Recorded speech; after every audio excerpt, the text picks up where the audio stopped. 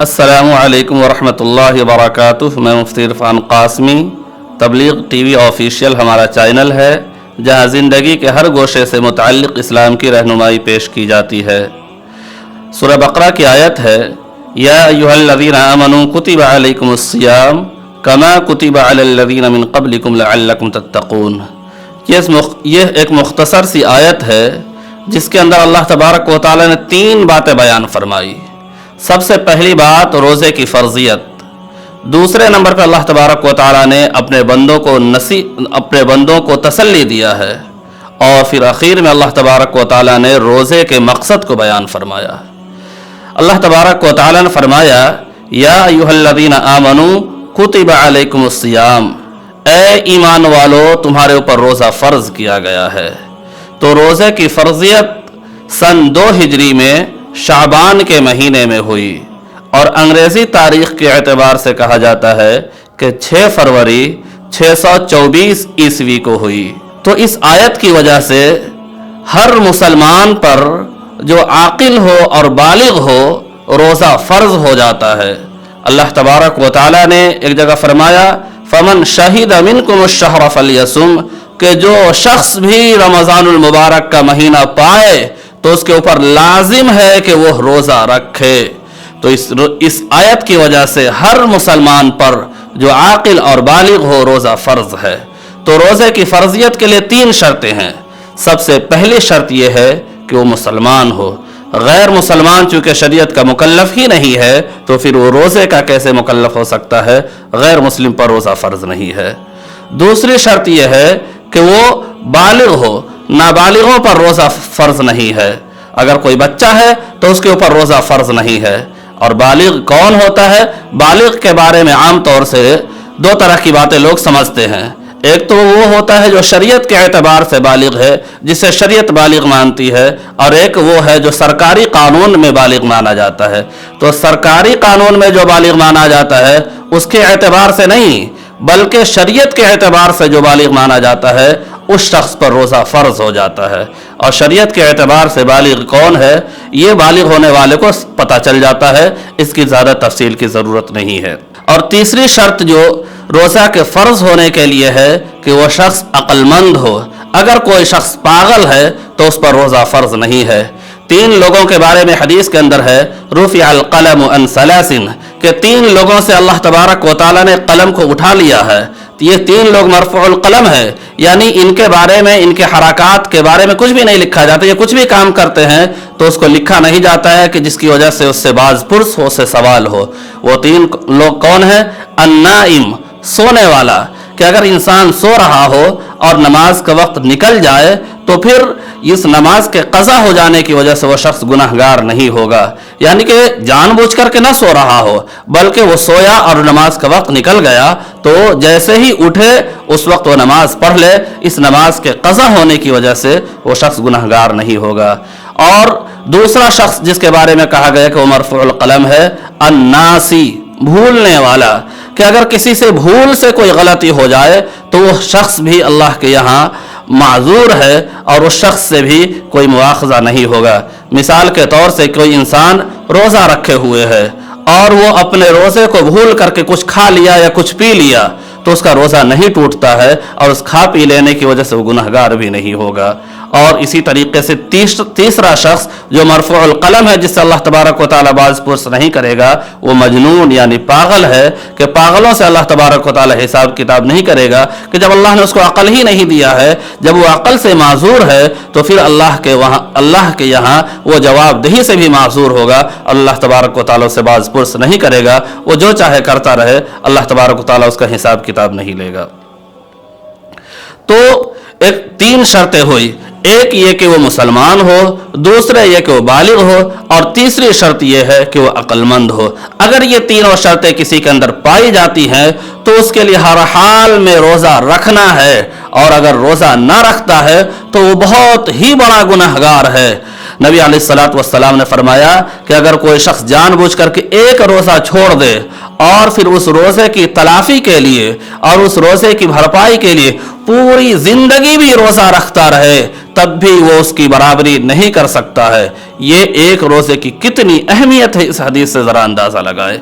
और एक हदीस शरीफ के अंदर नबी अलैहिस्सलातु वस्सलाम का वाक़या है, वो बयान फरमाते हैं, लंबा चौड़ा वाक़या है, पूरे वाक़े को मैं बयान नहीं करता, मुख्तसर सा हिस्सा बयान कर रहा हूँ। नबी अलैहिस्सलातु वस्सलाम ने बयान फरमाया, मैंने ख्वाब में देखा कि कुछ लोग हैं जिनको जहन्नम में उल्टा टांगा हुआ है, उनको एड़ी के पीछे जो नस होती है, जिस तरीके से जानवर छीलने के बाद, खस्सी को जिस तरीके छीलने के बाद नस से लटका दिया जाता है, इस तरीके से उनको लटकाया हो गया है जहन्नम में।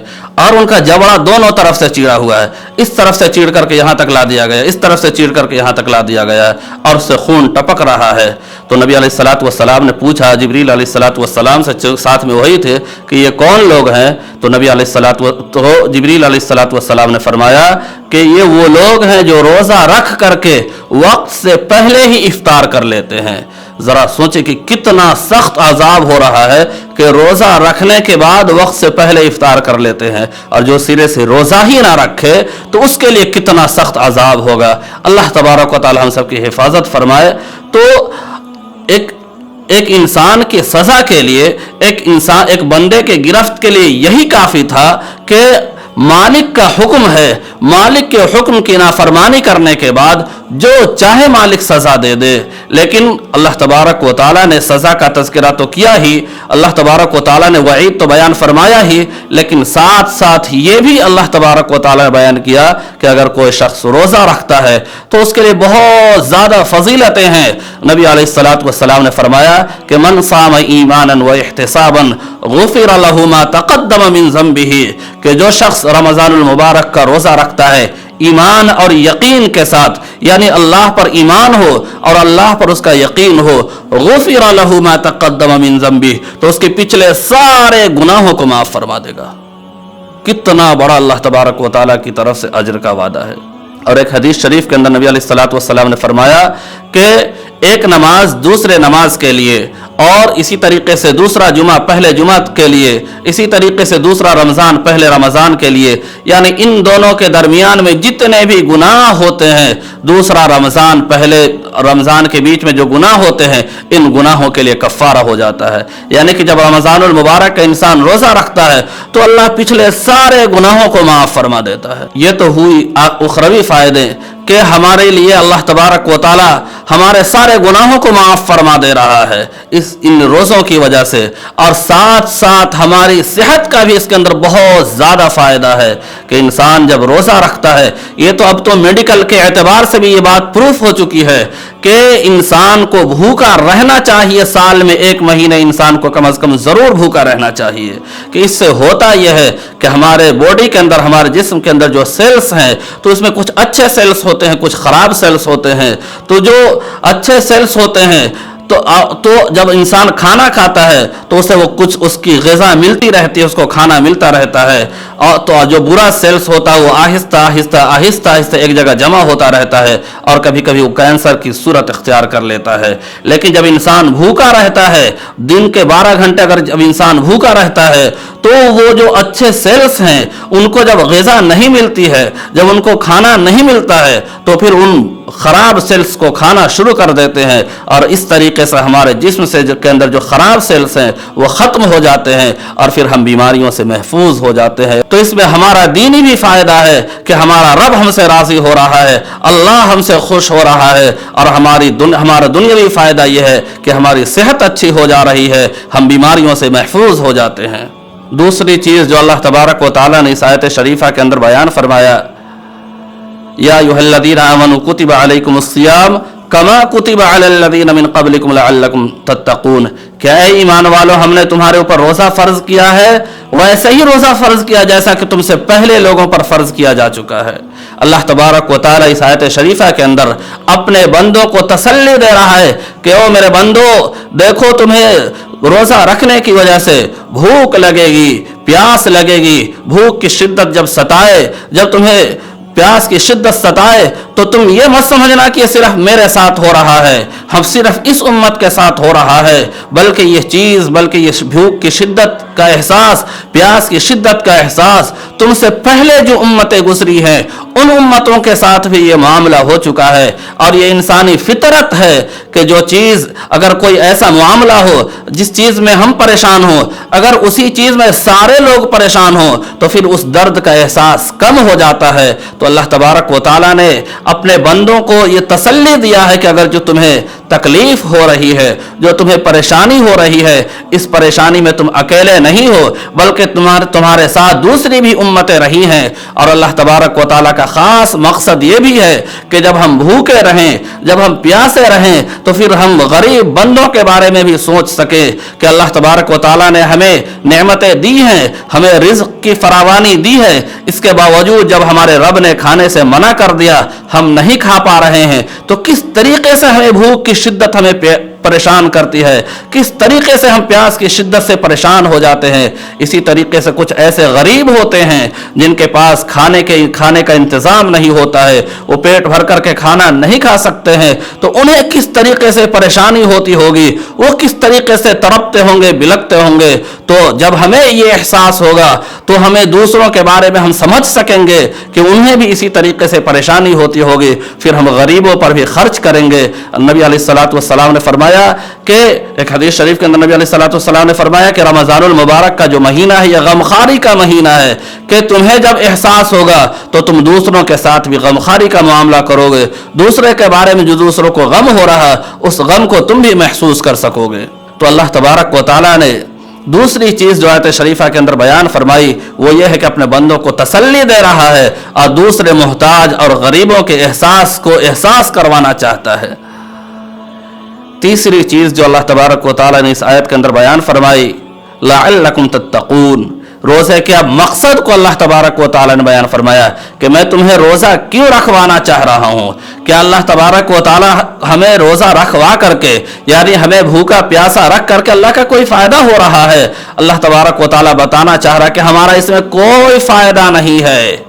अगर इंसान भूखा रहे इसमें अल्लाह का कोई फायदा नहीं है, इंसान प्यासा रहे इससे अल्लाह को कुछ फायदा हासिल नहीं होने वाला है, बल्कि अल्लाह तबारक व तआला हमें ये काम क्यों करवा रहा है? अल्लाह तबारक व तआला ने फरमाया ताकि तुम तकवा इख्तियार करो, ताकि तुम परहेजगार बन सको। अब तकवा ये है क्या? तकवा के बारे में हजरत अबू हुरैरा रज़ी अल्लाहु अन्हु से किसी ने पूछा कि हजरत ये तकवा क्या है? तो अबू हुरैरा रज़ी अल्लाहु अन्हु ने सामने वाले से सवाल किया कि क्या कभी तुम खारदार जंगल से गुजरे हो? अगर तुम्हें किसी खारदार जंगल से गुजरना हो तो क्या करोगे? तो उन्होंने कहा कि या तो हम उस रास्ते से गुजरेंगे नहीं, या तो अगर हमें उस रास्ता से गुजरना पड़ ही जाए तो हम अपने दामन को समेट करके, अपने कपड़ों को समेट करके गुजरेंगे, ताकि कोई कांटा हमारे दामन में न फंस जाए, हमारे कपड़े में न फंस जाए और वो कांटा हमारे कपड़े को फाड़ न दे। अबू हुरैरा रज़ी अल्लाहु अन्हु ने कहा कि यही तकवा है, यानी कि हर तरफ गुनाहों का माहौल होगा, उस माहौल में तुम अपने आप को गुनाहों से बचा लो, इसी चीज का नाम तकवा है। हजरत उमर बिन अब्दुल अजीज रहमतुल्लाह अलैह फरमाते हैं कि रात भर नमाज पढ़ने का नाम तकवा नहीं है, दिन में रोजे रखने का नाम तकवा नहीं है, हज करने का नाम तकवा नहीं है, ज़कात देने का नाम तकवा नहीं है, बल्कि तकवा यह है कि अन युहजिज़हु अन महारिमिल्लाह, तकवा इस चीज का नाम है कि इंसान अल्लाह के हराम की हुई चीजों को छोड़ दे। तो तकवा करने की चीज नहीं है, बल्कि तकवा छोड़ने की चीजों का नाम है। यानी अगर हम बहुत ज्यादा नफल पढ़ते हैं, नफल पढ़िए, लेकिन नफल पढ़ना का नाम तकवा नहीं है, बल्कि तकवा यह है कि इंसान गुनाहों को छोड़ दे। अगर इंसान गुनाहों को छोड़ देता है, बहुत ज्यादा नफलों का एहतमाम न करे, वो हर वक्त मस्जिद में न बैठा रहे, लेकिन अगर वो गुनाहों को छोड़ देता है तो वो शख्स मुत्तकी और परहेजगार है। तकवा का सही तर्जुमा फारसी में किया गया है, जो फारसी में इसका तर्जुमा किया जाता है परहेजगार। परहेजगार के माना होते हैं कि किसी चीज को छोड़ने वाला। जिस तरीके से कोई इंसान बीमार होता है तो डॉक्टर उसको कहता है कि इन चीजों से परहेज करना है। परहेज करने का मतलब यह है कि इन चीजों को छोड़ देना है। तो तकवा नाम है गुनाहों के छोड़ने का, बहुत ज़्यादा इबादत करने का, बहुत ज़्यादा नफलों का अहतमाम करने का नाम तकवा नहीं है, बल्कि तकवा नाम है गुनाहों को छोड़ने का। तो रोज़े का मकसद ये है कि हम गुनाहों को छोड़ें, और अल्लाह तबारक व तआला हमें रमज़ानुल मुबारक के अंदर प्रैक्टिस कराना चाहता है। अल्लाह तबारक व तआला ने हमें हुक्म दिया कि तुम तकवा वाली ज़िंदगी गुजारो, तकवा इख्तियार करो, मुत्तकीन के साथ रहो। अल्लाह तबारक व तआला 11 महीने तक हमारे ज़हन के अंदर इस दर्स को बैठा रहा है, इस सबक को बैठा रहा है कि तकवा इख्तियार करो, तकवा इख्तियार करो। यानी अल्लाह तबारक व तआला 11 महीने तक हमारे ज़हन के अंदर थ्योरी बैठाया है कि तुम्हें तकवा वाली जिंदगी गुजारनी है, तकवा वाली जिंदगी गुजारनी है। अब 1 महीना अल्लाह तबारक व तआला प्रैक्टिकल करा रहा है। 11 महीने थ्योरी चल चुका है, अब 1 महीने अल्लाह तबारक व तआला प्रैक्टिकल करा रहा है कि अब उस चीज को तुम्हें हर हाल में छोड़ना है। इसी वजह से नबी अलैहिस्सलातु वस्सलाम ने फरमाया कि रोजा सिर्फ दिन भर खाने पीने और जिमा से रुक जाने का नाम नहीं है, बल्कि अगर कोई रोजा रखता है और गीबत भी करता है, अगर रोजा रखता है चुगली भी करता है, रोजा रख करके और भी बड़े बड़े गुनाह करता है, तो नबी अलैहिस्सलातु वस्सलाम ने फरमाया कि उसको भूखा और प्यासा रहने के अलावा कुछ भी हासिल नहीं होगा। तो रोजे का मकसद ये है कि हम रोजा रख करके सारे गुनाहों को छोड़ दें, और अल्लाह तबारक व तआला हमें ये अमल कराना चाह रहा है, प्रैक्टिस कराना चाह रहा है कि जब तुम्हें जायज चीजों को, जो चीजें जायज और हलाल है, खाना इंसान के लिए हलाल है, पानी पीना इंसान के लिए हलाल है, बीवी से सोहबत करना दिन में भी हलाल है, लेकिन अल्लाह तबारक व तआला इसको पाबंदी लगा दे रहा है इन चीजों पर। तो अल्लाह तबारक व तआला हमारे ज़हन के अंदर ये बिठलाना चाह रहा है कि जब जायज चीजों को इंसान को जब पाबंदी लग रही है तो नाजायज पे तो हर हाल में पाबंदी होगी। तो अल्लाह तबारक व तआला मश्क करा रहा है कि जब हमारा मश्क हो जाएगा फिर 11 महीने तक आगे हम उस मश्क के हिसाब से, या ये कह ले कि हमारे अंदर अल्लाह तबारक व तआला बैटरी चार्ज कर रहा है कि जब हम 1 महीने तक अच्छे से चार्ज हो जाएंगे तो 11 महीने तक ये चार्ज चलता रहेगा और फिर हम गुनाहों से बचते रहेंगे। तो रोजे का मकसद ये है कि इंसान तकवा वाली जिंदगी गुजारे, और तकवा वाली जिंदगी का मतलब यह है कि गुनाहों को छोड़ करके जिंदगी गुजारे। तो रमज़ानुल मुबारक के अंदर, या रमज़ानुल मुबारक के आने से पहले ही ये पुख्ता इरादा कर लेना चाहिए कि हमसे जो भी गुनाह की आदत है उन गुनाहों को रमज़ान से पहले ही पहले हर हाल में छोड़ देना है, और उस रमज़ानुल मुबारक के अंदर उस गुनाह के करीब भी नहीं जाना है।